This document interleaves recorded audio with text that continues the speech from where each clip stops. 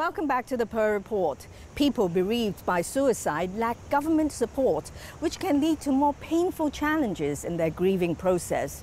But some find solace in services offered by non-profit organizations and in more creative means to alleviate their pain.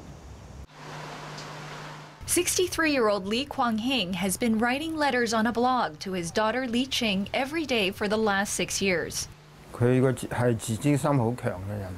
She had strong self-esteem. She was very stubborn. She wanted to succeed in everything. In life, my daughter was an active and positive person.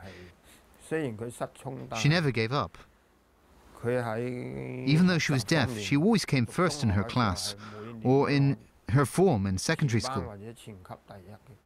Lee Ching went on to major in international politics and economics at Lingnan University. When she played chess with schoolmates, even the boys lost. She once represented Hong Kong in a chess tournament in Iran. I loved her very much, but when she grew up, our views differed on many things. Looking back, a few months before she died,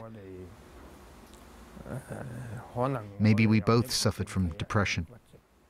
He says Lee Ching was depressed because she couldn't find a stable job after graduating from university.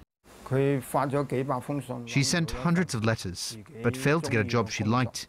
On March 1st, 2008, Lee Ching killed herself by jumping off her apartment building. She was 26. The police went to Lee's home to tell him that same day. I pounded my chest, stomped the floor. My emotion exploded suddenly. I cried so hard. Lee and his wife live in a public housing estate in Ho Man Tin. They have 2 other daughters. The eldest is married, and the youngest just graduated from Chinese university. Lee says while the others coped better, he became so depressed, he stayed at home and contemplated suicide. When I opened the window and poised to jump, I thought of my daughters. Lee called the social welfare department for help. The SWD said I must go myself to register with my ID card. It might take 2 to 3 weeks to arrange for me to see a psychiatrist. It was an emergency. Then I remembered Labour Secretary Matthew Chung. He had personally written a letter to me and told me I could contact him directly if I had any difficulties. Chung's letter was to comfort Lee after his daughter died. The two had also met to discuss employment issues of deaf people. Lee called Chung, and 15 minutes later, 2 social workers were at Lee's door. Hong Kong is a place which is a mix of East and West. We still carry a very heavy taboo towards people who kill themselves as family shame. People do not talk about it, especially for men. They bottle up. They don't cry, making it hard for them to access service, to seek help also. They have to go through the pain themselves, so they get help from some concerned citizens. Our government has done little in this aspect. The social welfare department says, our social workers, together with the medical team concerned, had provided suitable welfare and medical assistance to him. It also notes it subvents the Samaritan's Befrienders to run a suicide crisis intervention center and services for suicide survivors. Suicide Prevention Services and the Samaritans are the other major NGOs helping suicide bereaved and running 24-hour suicide prevention hotlines. They raise their own funds. Lee says he's taking antidepressants and doing regular exercises to relieve his grief.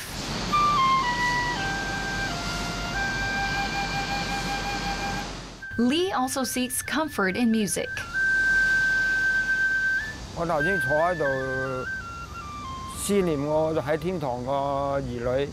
was sitting here, yearning for my daughter in heaven, Ching Ching. I played the flute to relieve my feelings of gloom and grief. And I hope my music spirals to heaven for her to hear. Hing, 52, works in a factory. A single mom of 2 kids, she used to live with her eldest son in a public housing estate in Hong Ham. He was always very well behaved. I was very strict with him, but he was very close to me.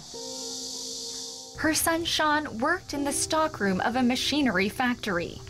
One day in February 2009, when her son didn't answer his phone, she went to his room and tried to open the door. He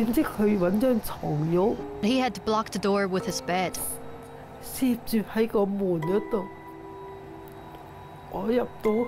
When I got in, he was sitting on the floor.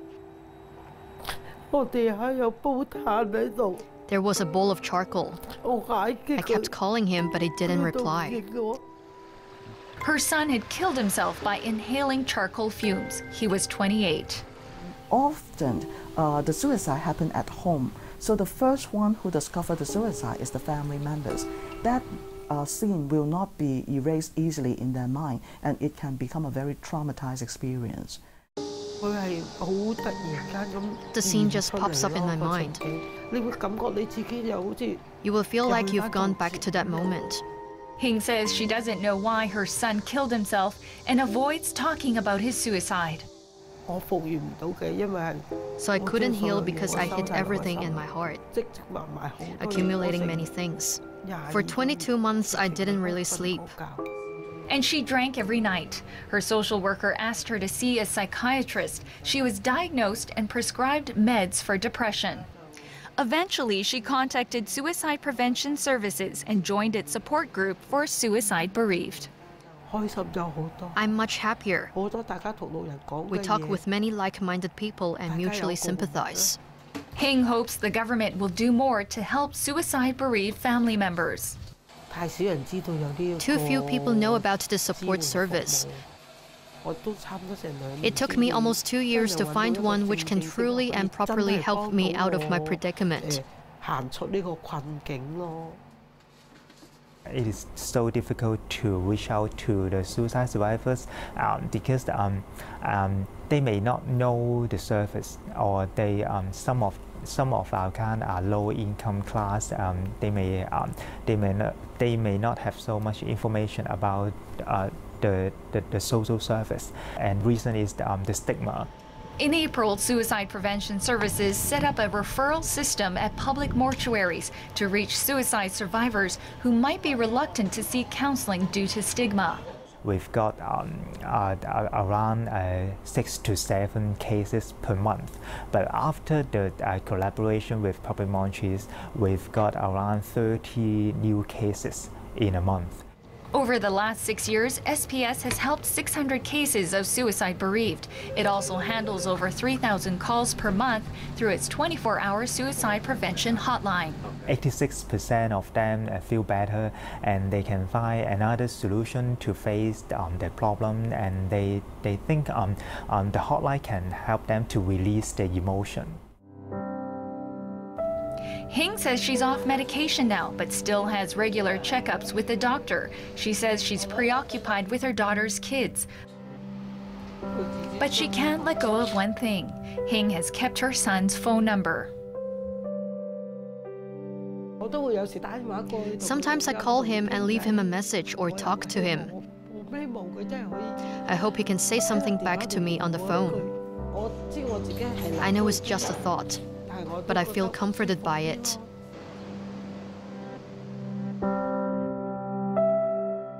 Well, thank you for watching our show. It will be re-aired on Saturday and on tvbeat.com. Until next time, from the Per Report team, good night, good luck, and good health.